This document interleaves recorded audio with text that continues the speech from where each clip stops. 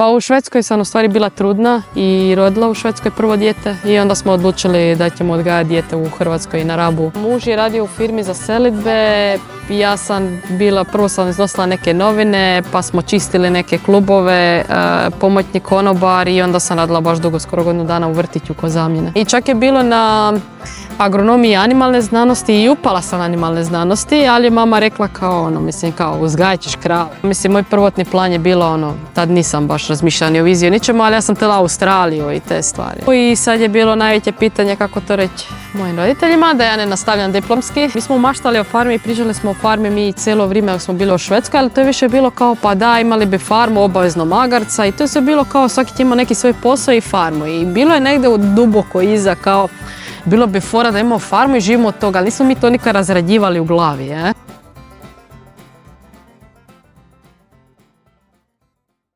Moje ime je Dora Šimičić, imam 29 godina i evo živim sad na otoku Rabu.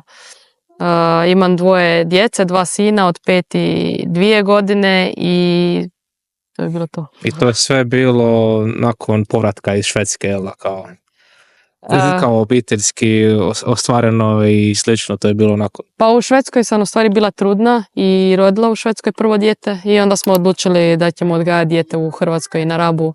Tako da smo se onda odlučili, to nas je u stvari potaklo da se prije preselimo. Da.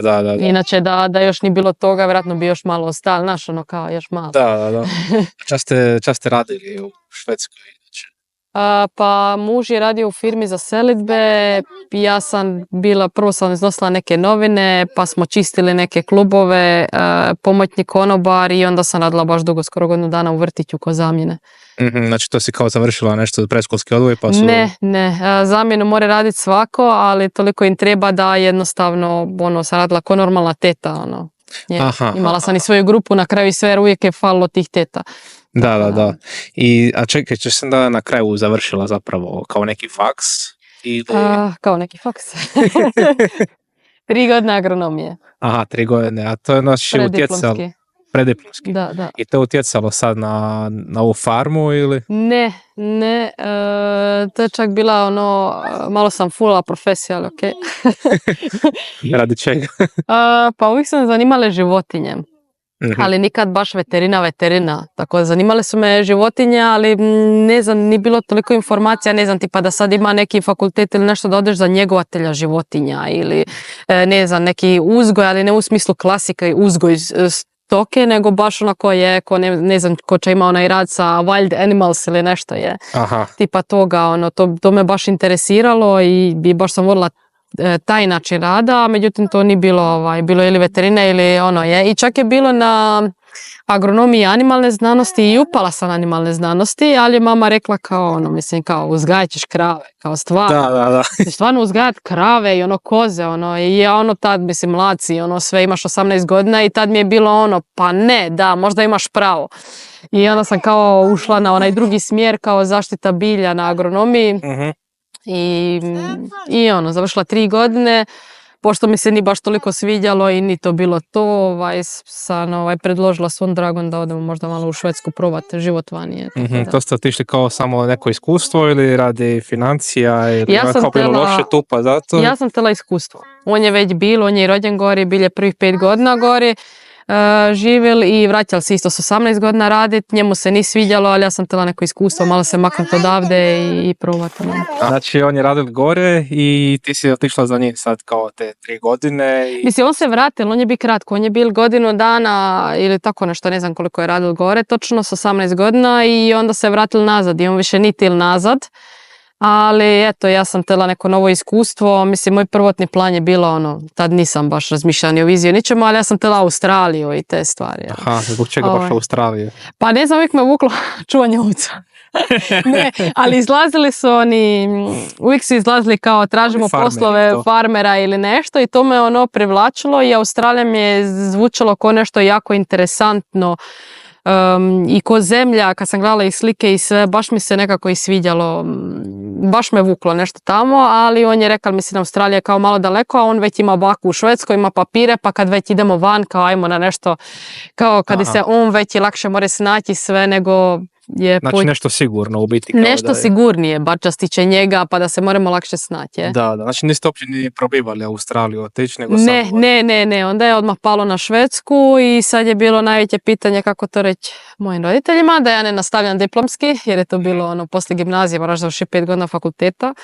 I onda smo išli s time kao pa ajde, možda ne bi bilo loše pa da probam diplomski završiti u Švedskoj, tako da sam tražila tamo neke fakultete, nešto što me zanima i našla sam gradić pored Štokholma, tako da je to nekako povodom toga je tu prvu godinu nisam upala na faks, ali drugu sam upala isto gore. Aha, gore si isto studirala, znači. Da, ali kratko odustala sam, mislim prvi semestar sam dala. Mislim, to je malo drugčije njima, tu se skupljaju predmeti, neki predmet posebno i tako nešto. Opet su me zanimale tamo i vukle animalne, ali kao, zašto opet ići od početka fakultet? To mi se nije dalo i onda na kraju sam ja skupljala te neke predmete, završila sam prvi semestar i rekla sam to nije za mene, jednostavno me ne zanima. Si trebala znati švedski na tome fakultetu? Ne, engleski. Engleski samo, znači ne traže. Ok, to je bilo kao nešto... posebno prilagođen program, vjerojatno za strance. Ne, oni imaju jako puno drugih koji dolaze, jako puno toga i na engleskom. Znači oni imaju priliku za studirati švedski i engleski. Kod nama čak ima i ekonomija na engleskom, samo kod nas nema to toliko koliko njima. Oni više čak pričaju nekad i engleski nego švedski. Da, zanimljivo. Tako da, I onda ste se odlučili kao nakon dobrog života u Švedskoj ste se odlučili vratiti na Rab i umjesto čuvanja ovaca ste odlučili napraviti sa tovarima farmu zapravo kao... Pa da, to je sve bilo nekako instinktivno. Mislim, mi smo maštali o farmi i pričali smo o farmi mi cijelo vrijeme dok smo bili u Švedskoj, ali to je više bilo kao pa da, imali bi farmu, obavezno magarca i to je sve bilo kao svaki ima neki svoj posao i farmu i bilo je negdje duboko iza kao bilo bi fora da imamo farmu i živimo od toga, ali nismo mi to nikad razrađivali u glavi, nego je bilo tako kao imat ćemo jednog dana farmu i kako smo se doselili tu bilo je, isto nije bilo još sa sigurnošću doseljenje, nego smo išli uređivati stan i rekli smo ako ovih godinu dana što smo tu jer smo imali kao, kako se to zove, kad imam slobodno zbog djeteta pa prima novce i sve to. To državo potporu u biti. Da. I onda smo na račun toga kao pošto smo doma, on je uzeo neke dane i to sve. Rekli smo ako ne dobije posao u roku od godinu dana na Rabu, vratimo se nazad u Švedsku. I na kraju on dobio posao odmah nakon mjesec dana. Mi smo se doselili, nakon mjesec dana je dobio, 2 mjeseca počeo raditi. Tako da smo onda ostali tu. Mali nije uspio dobiti vrtić. I skočilo je nešto na njuškolu za magarca, tata je imao slobodnu štalu i rekli smo ajmo probati. Mislim, čak još tad nismo imali u planu kao farmu i početi s turistima, nego kao ajmo uzeti tog magarca, njega su zanimali minijaturni, pa onda sam ja kontaktirala u Nizozemskog čovjeka za minijaturne magarce, onda je on rekao kao ne isplatiti se uzeti jednoga, jer kao plaćaš puno skuplje, bolje ti uzeti 2, pa ajmo 2 i to sve je bila 3. I onda kad smo imali 3 govorila da probamo s mlijeko, kad sam već doma, i onda smo zaletili u Istri, uzeli 3 magarice i to je već bilo, ona je bila s bebom, trebalo je početi mus i to je već bilo 7 magaraca. I ja govorim, mami se, ovo bi bilo možda interesantno za turiste i ajmo probati. Tako da je sve nekako išlo, nismo niš planirali. Da, samo spontano. Da. Ima turista ili bilo naših domaćih ljudi da kupuju toliko magareće, mislim pije to neki kao... Ima domaći dosta piju, mislim stvarno je, magareće mliko je najsličnije ljudskome i zato je dobro za bronhitis, ublažuje astmu, imunitet, krv, znači ja vedem po mojoj djeci, znači kad piju, ne znam ako ih uhvati samo mala prehlada, ali uglavnom su baš zdravi. Znači, a koliko košta litra, ako smijem znati? Znači, to ovisi po Hrvatskoj sudenje drugčije. Znači, kod nas je litra svježeg 80 eura, a zaleđeno je 70 eura. Zaleđeno je 70 eura, to je litra. Da. To je super. Litra, da. A dobro, tu ima i posla vratno oko toga sad dosta, jedla? Pa i to i će nama na otok dok dođe trava, nama i košta i to hranjenje magaraca i sve je puno skuplje nego nekome ki ima u ulici puno trave. A vi to biti izvana kao? Mi izvana, da, kupujemo travu. To je kao neka posebna baš za njih ili? Ne, obično sjeno. Obično sjeno, sjeno, da. I čas sam mislio još pitat, koliko ste uložili, ako smijem znati sad u farmu, čisto ako ni tajna? Pa evo ne bi znao, mislim imamo, pišemo sad bilježnicu, sve, ne znam, dosta. Je bilo isplativo kao nakon turizma i turista, je to isplatilo i to tek je u razradi sad?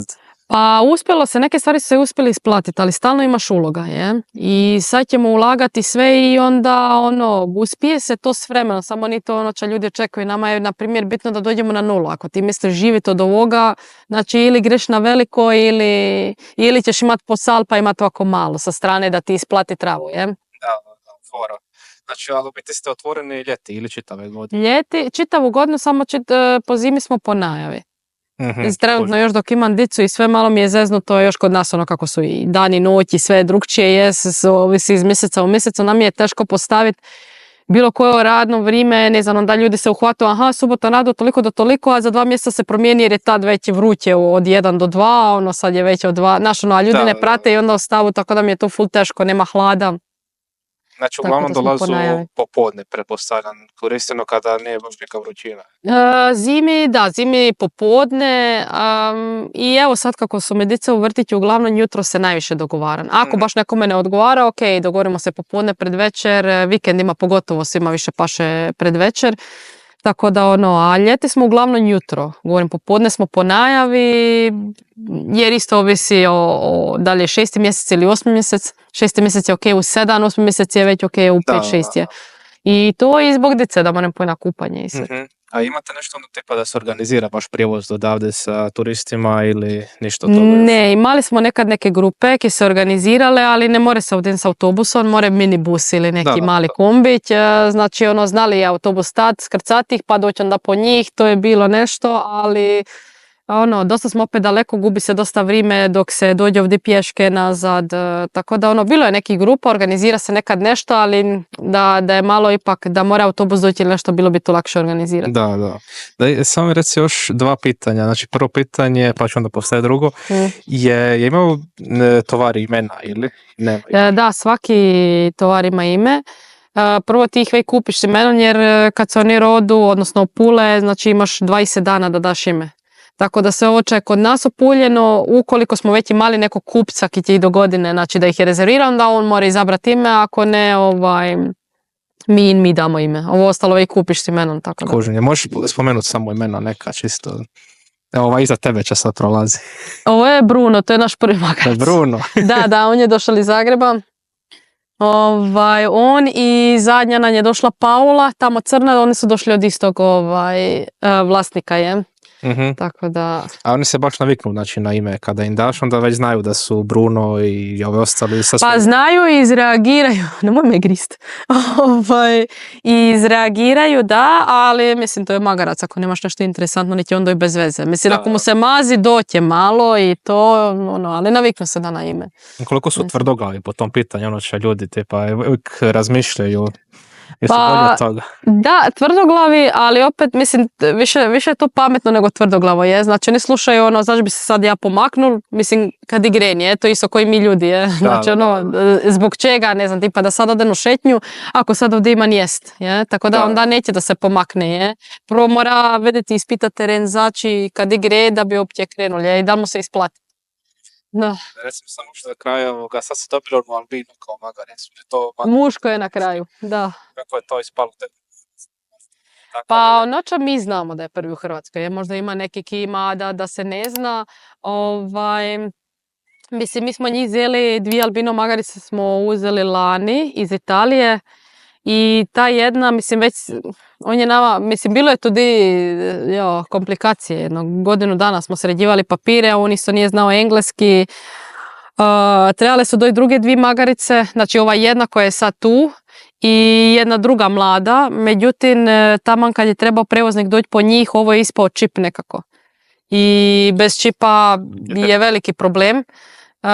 Tako da na kraju nam je u zadnji čas dao ovu stariju, odnosno ona ima 6 godina, a ona je mjesec dana prije nego je došla tu ostala trudna. Tako da 13 mjeseci nose mlado i tako je ispalo. Je to nešto utječe, tipa je to njima za zdravlje loše ili za vas nešto da utječe ili samo zanimljivo ljudima?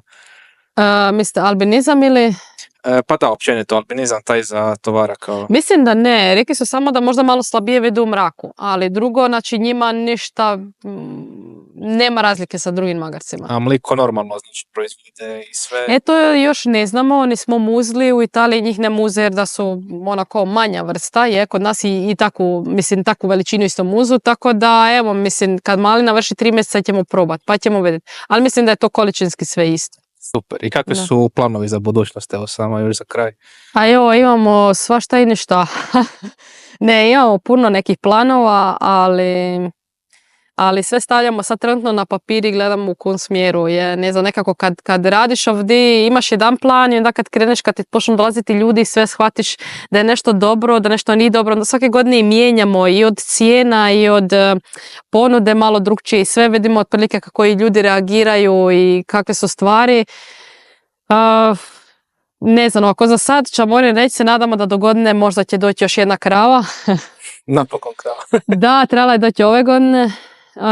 Međutim, na kraju uglavnom, da, nije bilo suđeno ove godine, tako da evo, možda do godine dođe jedna kravica,